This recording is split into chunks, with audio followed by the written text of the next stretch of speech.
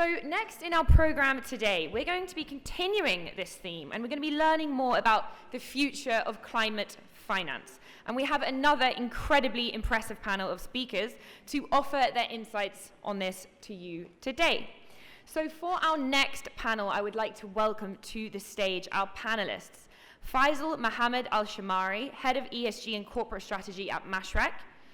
Eder Bobelli, Vice President, Bankers Without Boundaries. Maheen Rahman, Chief Executive Officer of Infrazamin Pakistan. Dr. Ayesha Khan, Regional Managing Director of Acumen. Amir Shahzad, Executive Director of Unity Foods Limited. And moderating this panel today will be Dr. Fatima Kushnid, Executive Director of the Pakistan Environment Trust. Please welcome them to the stage. So thank you so much for joining us for this very important and yet very critical panel on the climate finance. I'm so honored to share the stage with you, ma'am, and I'm really happy that you had your talk before our panel because you have set the stage for our discussion. So let me tell you, climate finance is something which is perhaps the most challenging yet the most talked about topic these days. As much as we need to understand the dynamics, we also need to make sure that we find the solutions, and for that we have a very powerful panel today. Looking at where we are right now, COP29 around the corner, biodiversity conference in Cali just concluded, so I think there can't be a more opportune time to talk about this.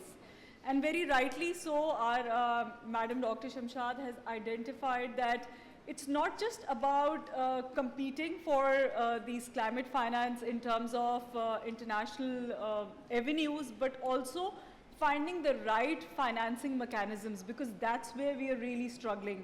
So let me tell you, it's not about just the capital flows, mobilizing the capital flow, but also finding the right avenues to utilize that climate finance. And that's why I think it'll be best to hear it from the experts that we have.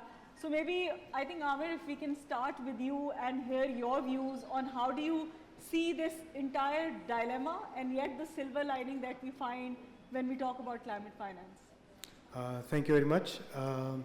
First of all, I'd like to thank Dr. Shumtaz Akhtar for such an effective and informative discussion. I just want to pick up one of her points which she made earlier in her address, where she mentioned that there's a requirement of roughly about $10 trillion of investment under climate finance from 2031 all the way to 2050 in order for the world to meet the emission targets that has been set. I mean, if you just look at it, that number accumulates to about $275 trillion. I mean, we just need to stop this and we need to absorb this number. Another way of looking at this number is that this translates into roughly about 7.5% of global GDP per year. That is the kind of commitment we're talking about. So the main challenge is, where will this money come from?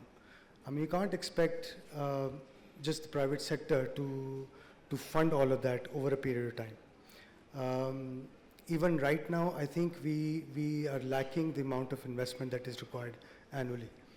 I think there has to be a partnership between not just the public sector and the private sector in this, because the public sector over here can provide incentives for similar financing and also provide the environment to make it successful.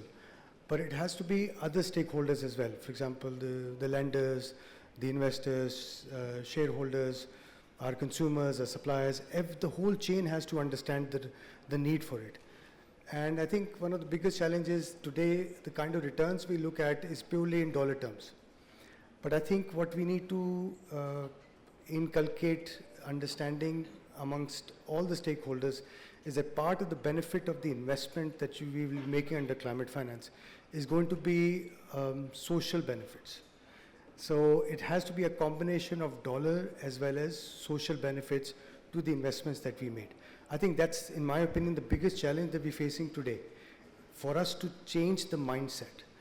And I think this may be a little bold statement today, But I think the way we are experiencing capitalism and we are moving along with capitalism, I think we might have to redefine some parts of capitalism in this definition as well.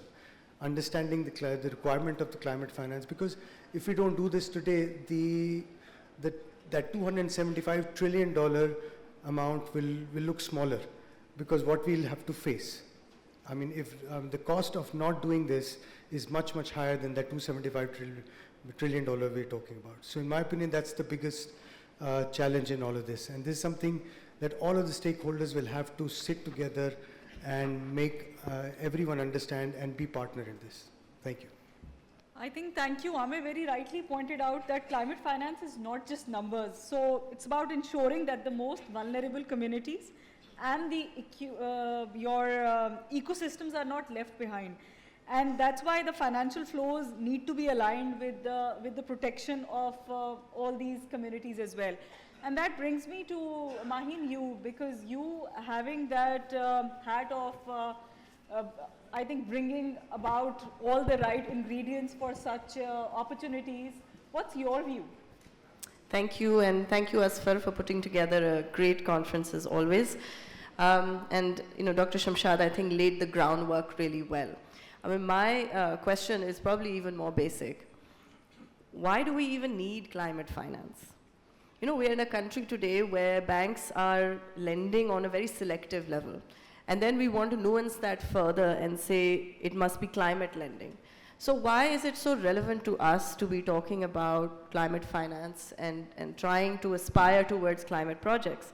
The answer is really very simple. Pakistan is very climate vulnerable. And what does that mean? That doesn't mean we need to reduce our carbon emissions. It means we need to adapt to the change that climate will bring and is already bringing.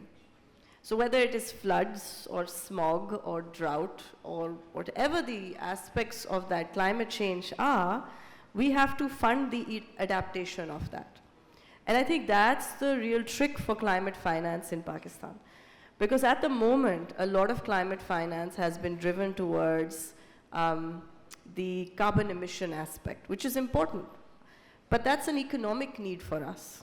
It's not a carbon need for us, right? It is cheaper for us to do renewable, and so hence we move towards solar and wind. And that's where the bulk of climate finance in Pakistan is going. But what do we really need to adapt? We need better flood systems. We need better technology in agriculture. We need better mechanisms to deal with pollution, with smoke and smog, which is a consistent problem in our country. So what has InfraZamin tried to do in this process? So our focus has been very, very specific on the sectors that we find are not getting that financing from the mainstream financial system. So whether that's agriculture, whether that's the carbon aspect, so looking at renewable technologies, whether that's looking at EV markets. And I tell you, these are very challenging to pull off, because in Pakistan, our ecosystem, our financial ecosystem is really geared towards conventional finance. But I put the argument forward that practically any finance that we do here can be done in a climate adaptive and mitigative way. It just needs a few tweaks here and there, and you have then created a greening of the financial system. So it just requires that additional creativity. So, I mean, of the projects that we've done so far, the bond that we launched last year with Kash Foundation, that bond today has helped restore climate damaged homes. And it was just an additional flip that we needed to add into use of proceeds. The bond that we announced very recently, actually with Sunridge, with Amir sitting here, looks at converting the energy in an agri-processing unit towards renewable energy and creating green silos and storage and warehouses that will then be, a solution for us at times when we either have droughts or we have excess supply. So a lot of the finance that we do just needs a few additional pieces here and there to really be couched as climate finance. So rather than treating climate finance as a nice to have and at some point we'll do it, For us in Pakistan, it's really important that we begin looking at all the financing, all the borrowing that's being done in this market through a climate lens. Because actually, we are the guys that need it the most. Thanks. So I think that's great, Mayin. You have given us an out-of-the-box thinking, and that's where I think we really need to focus now, wear a different hat and see. And that brings me to you, Eddie, from the BWV perspective. How do you guys do it? That was good. Oh, perfect.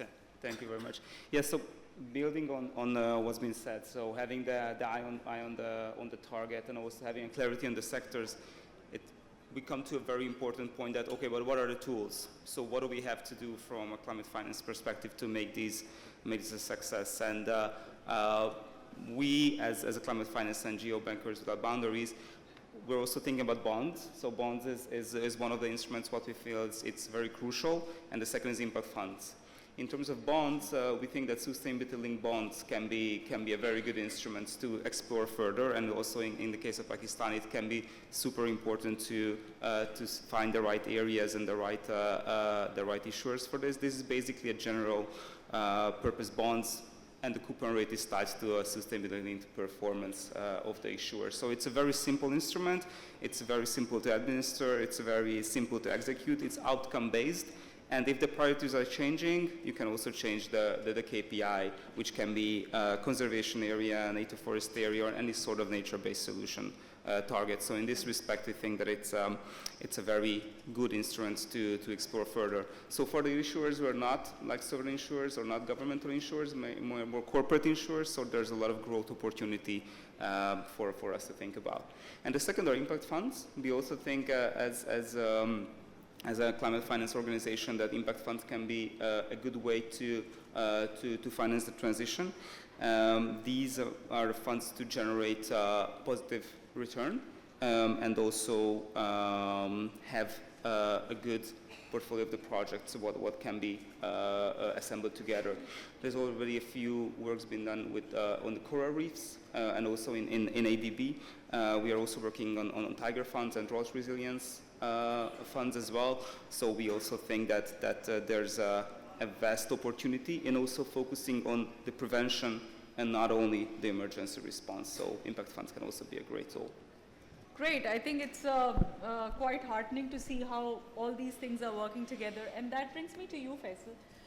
Coming from a hardcore banking, how do you see all this perspective, and how have you been looking at this relatively new field from your perspective? I will flag a few numbers before starting. Sure.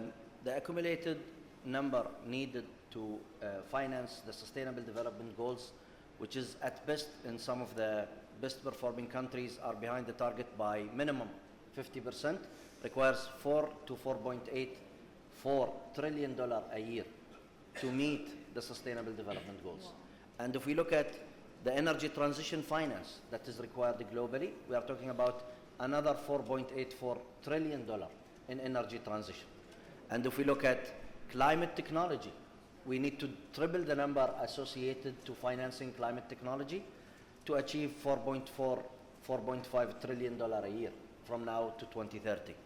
If we add those numbers together, which is not usually the trend, we are talking about $13 trillion required per annum.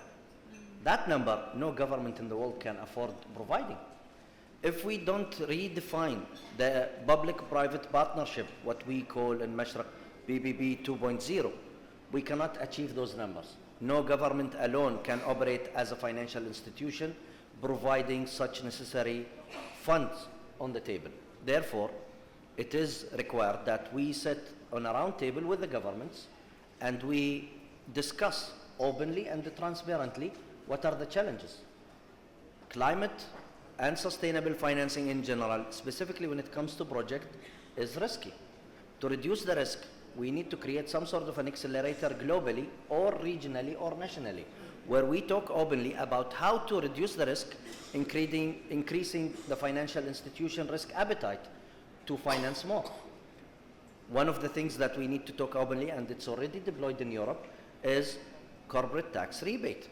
In cases of losses, some financial institutions, if they are ticking the box when it comes to qualitative and quantitative measures in financing certain projects. They are authorized to take back some of their losses from their taxes. This is, of course, non-favorable subject to the government, but this is a subject that we need to discuss openly. At the end, no government in the world can finance 13 trillion alone. In addition, when we talk about how to incentivize the necessity, by addressing climate finance, are we addressing the environmental aspect of it and neglecting the social aspect? At the end, and let's be transparently open in this discussion, is a farmer who's using a diesel generator to pump water into his thirsty land or soil, emitting the same as, let's say, I don't want to call it war crimes, but war activities somewhere? It's not. So let's keep the hypocrisy on the side and let's be transparent. The accumulated emissions generated globally, some countries and nations need to be accounted for. Their colonization crimes, their slavery, their etc., etc. And this is from ethical and legal perspective.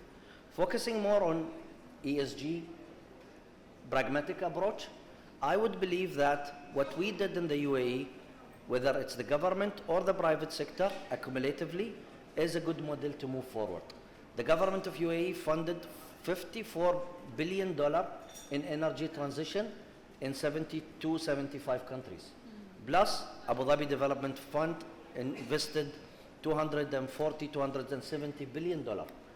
Again, the banks, 6 banks only in the Emirates, announced during COP28, and I'm proud to be with Mashraq and at Mashraq when we announced that we were one of those banks committing accumulatively 1 trillion dirham in sustainable finance.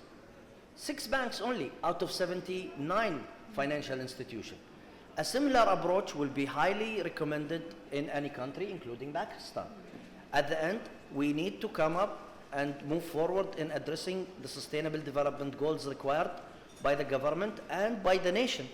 And by stepping forward, we are providing the necessary means of sustainable finance. 110 billion dirham coming from Mashraq alone is a serious commitment. Of course, are we going to develop our sustainable finance enablement? Yes. Today we have a climate law in the UAE signed by the president a few weeks ago, law decree number 11 of 2024, where climate mitigation became a serious matter that all corporate sector needs to address. In addition, the regulator, the central bank, is coming with a list of regulations around ESG, specifically climate. Risk appetite and stress testing now have a critical component that address not only ESG, but the climate specifically as part of the ecosystem. Moving forward, I see that this is a necessity, but we need around equal voting or equal, let's say, it's not a democracy, but we need to sit together and we need to move forward to ensure the maturity and the evolution of energy transition among other climate necessary mitigation are put on the table transparently and we discuss it to enhance. Absolutely. So I think collaboration is the way to go, and obviously transparency is something on which we can never compromise. And finally, I think it's time to call spade a spade. Unless we do that and unless we really become mindful of our own actions, we cannot really do what's needed, especially for this very important cause. So I think thank you for giving your views. Let's just deep dive into more of the action-oriented things that we're doing. And Amir, that brings me back to you. If I talk about Unity Foods, it'll be really interesting to understand that what business strategies is Unity Foods really pursuing to support these climate-related projects. And more importantly, I think we would like to know that what different avenues are you exploring to finance these initiatives? First of all, I'd like to explain where Unity Foods is coming from. We're only a 6-year-old company, right? By the end of our 2nd year of our existence, we were thrown into the deep end. with COVID hitting the whole world, disrupting everything, logistics, transportation, and post-COVID, Pakistan, we experienced the commodity super cycle. There was disruption in terms of logistics and shipping issues. The costs of shipping went high. So everything just went haywire. And we had to wade through that for the next 2.5 years, which we are now finally, alhamdulillah, coming out of. Yeah. But what we realized during that time was that earlier in the year, for companies like Unity Foods, our profits lie in our COGS, cost of goods sold, right? So for that, we need to make sure that our operations are run extremely efficiently. So internally, we did a lot of analysis in terms of the cost of doing business for us. And that kind of compelled us towards going towards efficient energy use and towards sustainability. So it started off as a requirement to keep our head above water. But what we realized since, that in order for a company like ours, or any other company for that matter, to be sustainable and reliable for a longer period of time, they have to move towards climate supportive operational systems within their own setup. So today, if you look at it, we are roughly close to about 3 megawatt of solar energy installed all over our facilities. Our target would be to take that up to close to about 12 to 15 megawatts, which would, this will be a combination of solar as well as wind. As Maheen just mentioned, we've just closed a guarantee arrangement with Infazamin, and hopefully we'll be in the market next month for a sukuk issuance also. 60% of that amount, the amount that we'll be raising, will be going towards BMR. Oh, wow. And over there, we're looking at improving, again, making our power efficient by installing 2 small windmills at our facilities and extending our solar energy. And what we are also looking at doing is we use boilers for our operations, which produce steam, and steam is used as source of power. But we would want to now look at one of the boilers that we'll be replacing with this BMR. We're looking to get a boiler that would help us in creating biochar. Now that's a form of fertilizer. It's a green fertilizer. So we are heading towards that. So I think it's institutions like Infazamin and others who can really support corporates like ours to make their financial needs met through sources that are green, and keep the corporates conscious of the fact and their responsibility.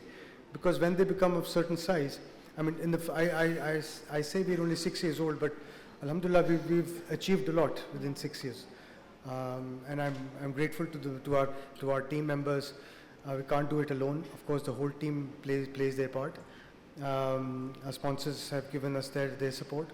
However, for us to remain sustainable, this is a must for us. So we need to always keep, from a finance perspective, we need to always keep an eye on our cost. And at the same time, understanding our size and our responsibility to the community, we need to make sure that we are focused towards sustainability, whether it's economic, social, or governance. So we need to make sure that we are fulfilling our own responsibility. Thank you. I think this is truly inspiring, coming from a company which is so young, yet so, I would say, acting as a trailblazer for all the other organizations. It's actually very heartening and inspiring. And that's where, Maheen, I think we need to understand from your perspective that the way you have been hand-holding Unity Foods and many others, it'll be great for us to understand that what is the criteria for assessing these credit enhancement facilities with the focus on climate projects. Although you did say that it's less about the climate finance and more about identifying the sectors. So within that perspective, what are the key components that you would prioritize when you're evaluating all these? Sure. So one big element of climate finance is understanding risk, right? Now, no one invests out of the goodwill of their heart. Every investor is looking at a return and looking at a corresponding risk based on that return. That's the premise on which capital markets work. Now, many times with climate finance, there is a perceived risk or an actual risk that could be quite high.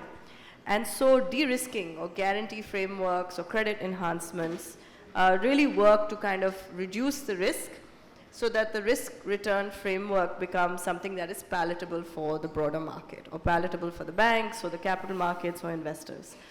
Now, all we do, and normally when we get projects that come to us, is usually because the perceived risk or the actual risk of those projects is considered to be too high for the general market to absorb. So our first starting point is always, how do we begin to assess that risk? And it's a long process. It can take 6 to 8 months of real assessment before we can break the risk up and decide what we can absorb versus what we can't. But most of the projects that come to us are not traditional climate finance. They're not even interested sometimes in being the development impact story. But as we progress through that due diligence process, we begin to add layers. So we begin to ask, what is your energy transition? What is your gender focus? What are your health and safety plans? What does your water efficiency look like? How are you treating your waste? And so with these questions, a lot of the projects that come begin to add these bits and pieces into their entire project scope. And they do that with usually quite minimal cost to themselves.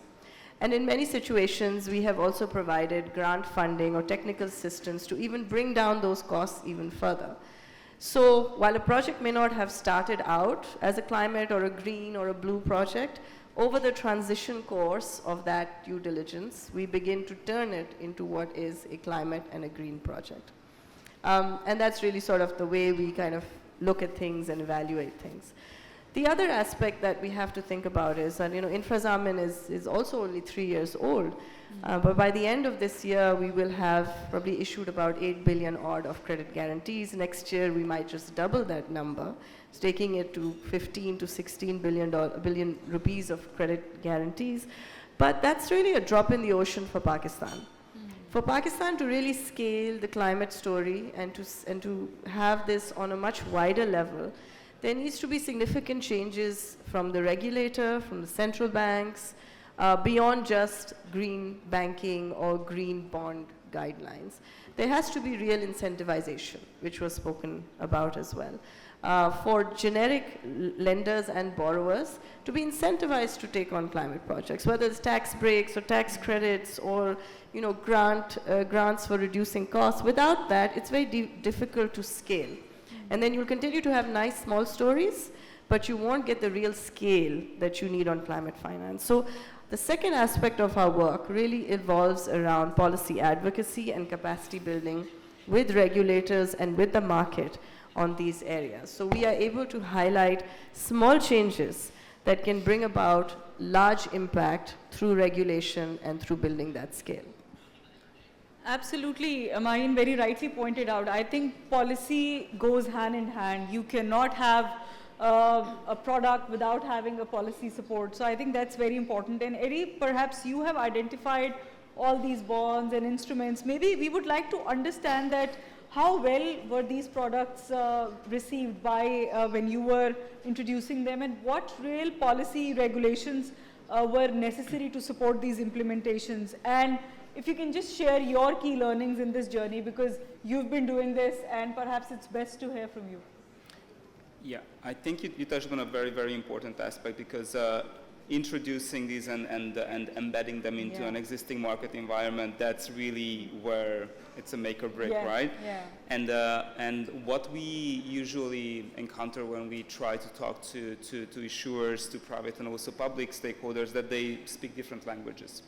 And harmonizing that and taking everybody on board, that's, I would say, 80% of the challenge. Yes. And you have to really dedicate time and efforts in harmonizing efforts, in harmonizing nomenclatures, in harmonizing processes, forms, and also attitudes and languages, some cases, to speak both the public and the private world language as well. So I think that's issue number one, which is resolvable. You just have to be very aware of that. So that's one. The second is that you sort of like build the bike when you ride it. So you are also coming up with solutions which we've never done before, and that takes some time, that takes some courage, that takes some creativity, and also takes some belief as well.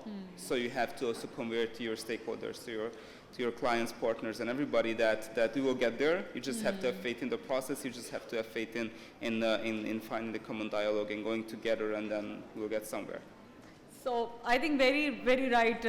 Believing in what you're doing is equally important, and that's the mindset where you need to really sometimes, I think, go beyond that belief and make sure that you really invest yourself in that particular policy or product that you're working for. So I think, Faisal, with all this discussion now moving towards, I think for countries like UAE or Pakistan, Islamic funding is also something which comes into play, and maybe because Al-Mashriq has been into this for quite at least longer for countries like Pakistan, maybe you can tell us what are the relevant instruments that you think are applicable and can be useful for Pakistan as well. We need to have an ecosystem functioning. Without the ecosystem functioning, again, it won't be an added value to the customer. So the ESG taxonomy usually is limited to E. If we look at the benchmark in Europe, for example, they are looking at E and neglecting the S. And in practice, that doesn't work. At the end, the human centricity needs to oversee every other aspect in it. With an ESG integrated taxonomy, comprehensive enough to have qualitative and quantitative measures with scoring, reflected by a sustainable finance framework or ecosystem within the financial institution, I think we can have a handshake in the middle somewhere, which will benefit the obligors or the clients. Reducing interest rate or the IBOR for the obligors and the client will make a bigger sense than paying the current expensive IBOR. Without reducing the IBOR, sustainable finance cannot thrive.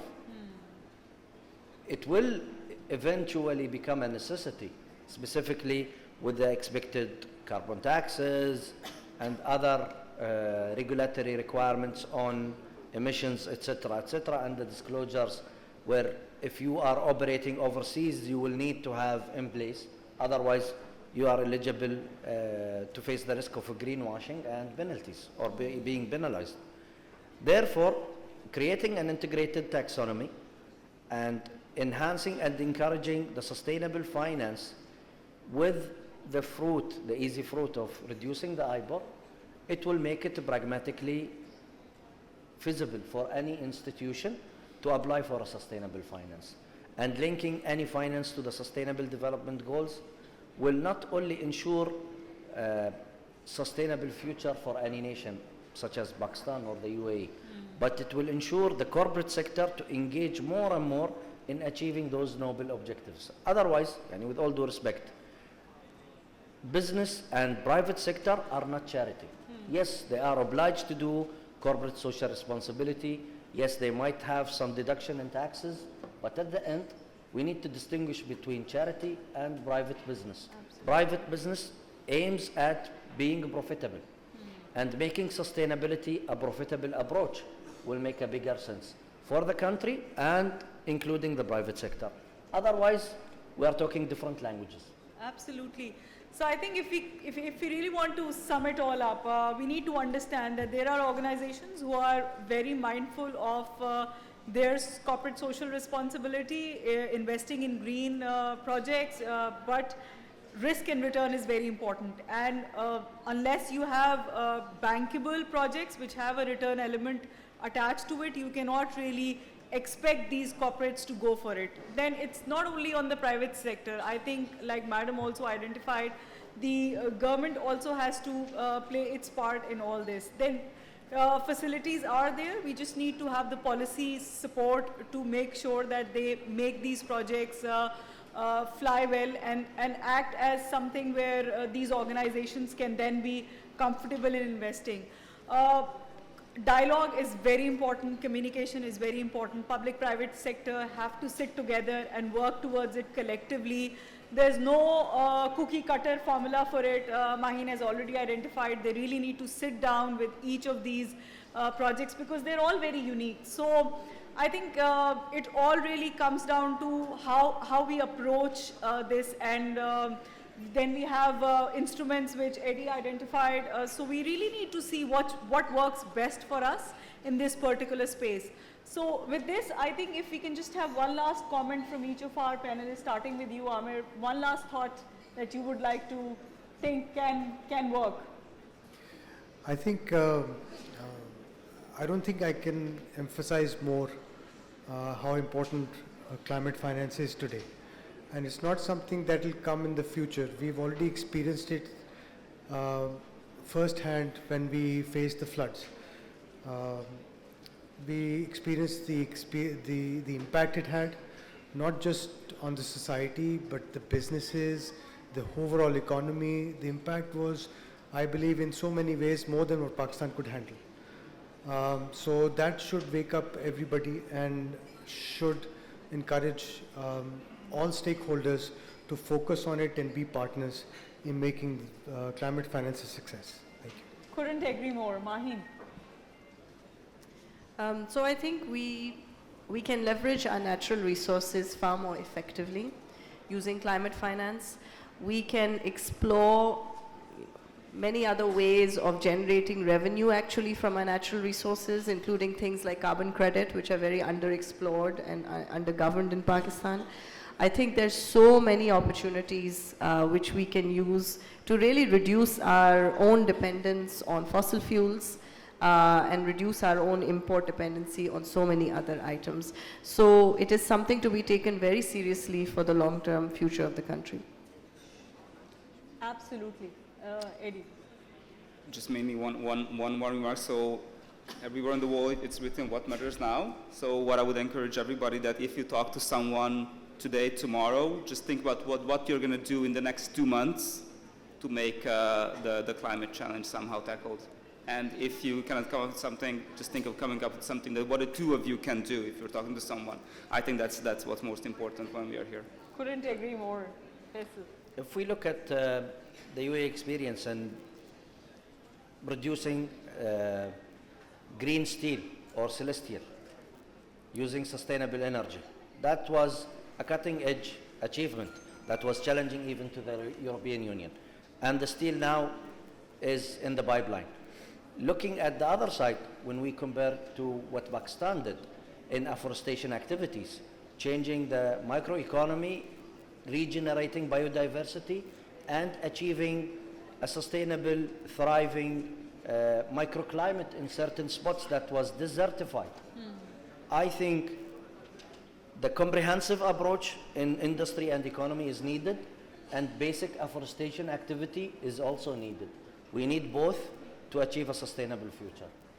Absolutely. So I think as Pakistan being the most vulnerable countries, we are facing a lot of threats, a lot of challenges, but I always say that there's a silver lining. So every challenge is an opportunity and no disaster should go wasted, and that's how we should really approach this climate finance.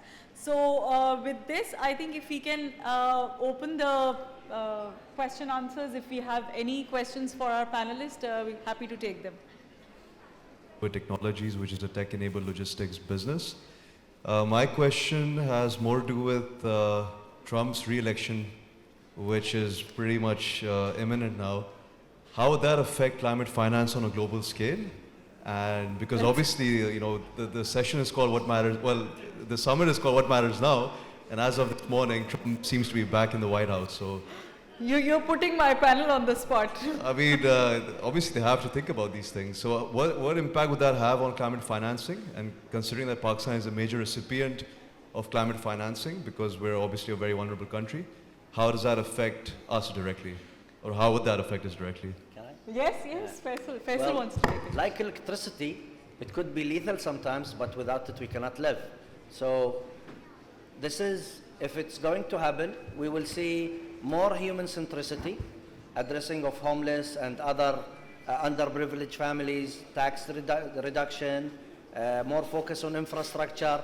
With Elon Musk on the team, we will see a thriving technology and innovation kickstarting an evolution toward the space and emerging economies.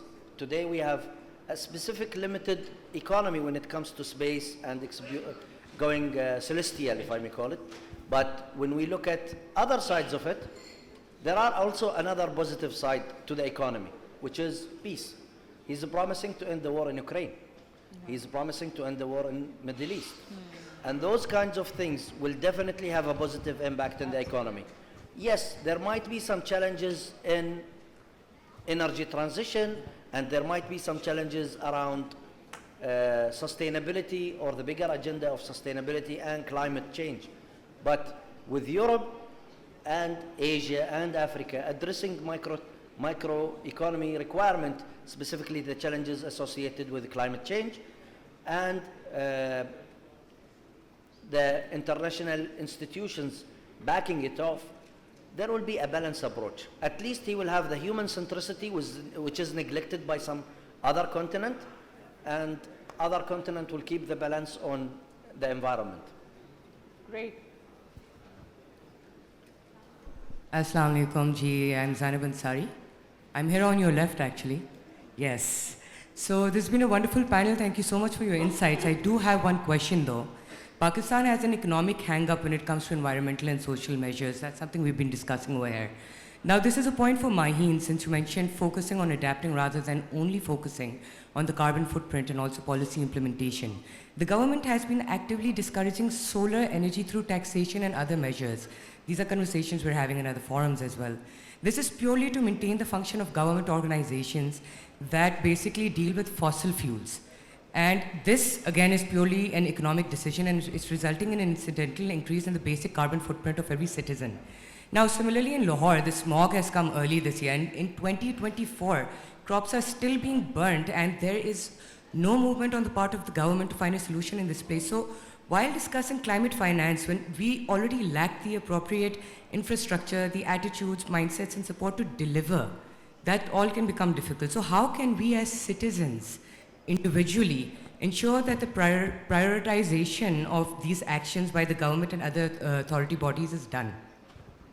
So I think we're already doing it through our actions, right? You talked about the solarization of Pakistan. So we happen to be the third largest importer of solar panels in the world. And that has happened over the last 1 year. So I think we as the consumer has spoken already in terms of the inefficiency of our system. Now, while the government may try and discourage that for their own reasons, the reality is it's an organic shift that's already in play.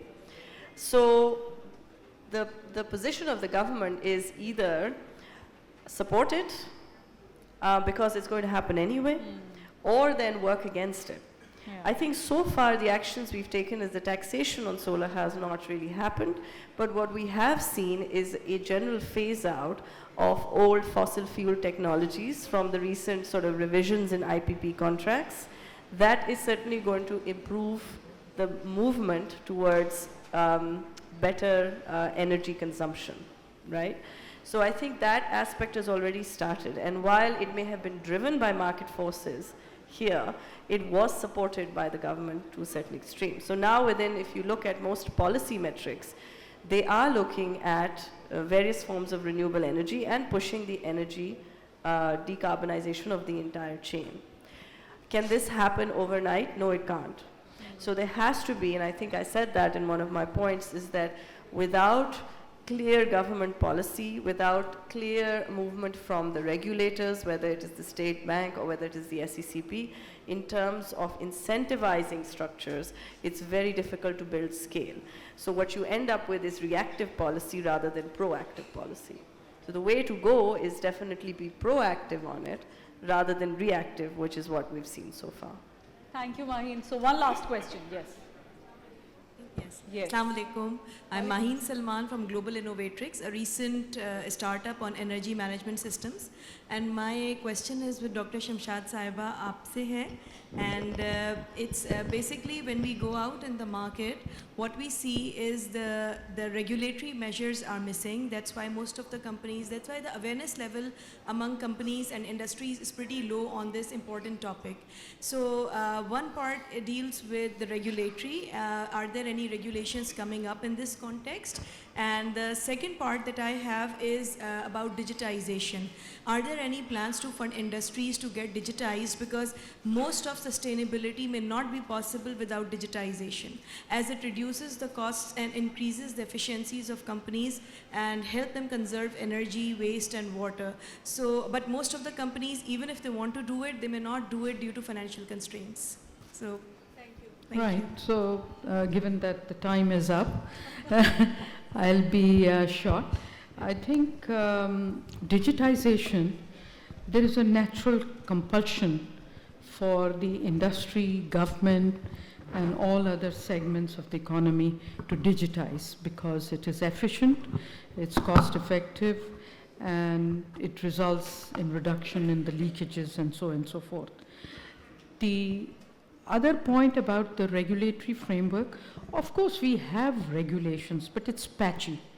It's not been consolidated, and there is a lack of understanding, there's lack of transparency, and governance by default of Pakistan's corporate sector as well as of the government has always been weak. Now, how do we move forward on that? Of course, because this, in some segments, it's a devolved subject, so there's more federal provincial coordination that's required, and as you know, this is not one of the strengths of Pakistan after the devolution.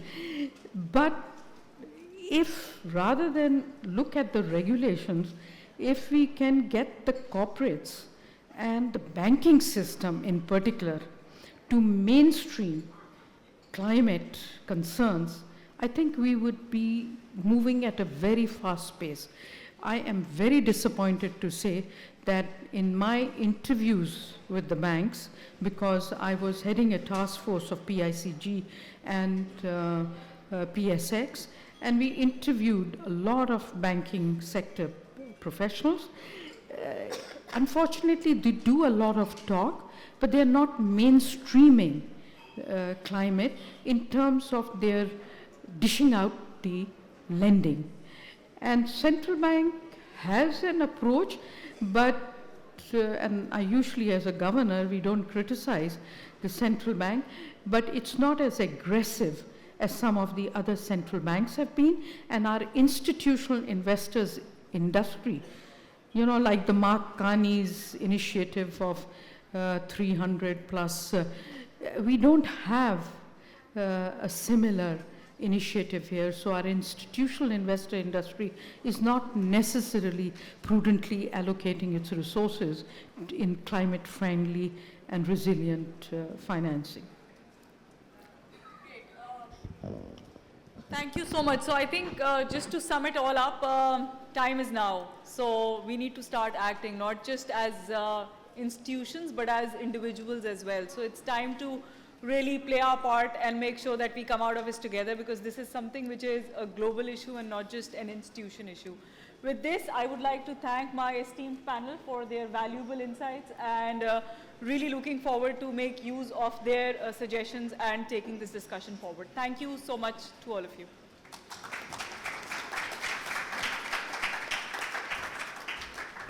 Thank you so much to our esteemed panelists. Dr. Shamshad, if you could stay here, and panelists, if you could leave, and we'll bring up the other panel, and then we'll bring you with present you with the souvenirs afterwards. So thank you so much. If you wouldn't mind staying there, Dr. Shamshad, for the next panel, if you don't mind. Thank you very much. Then we'll present the souvenirs afterwards.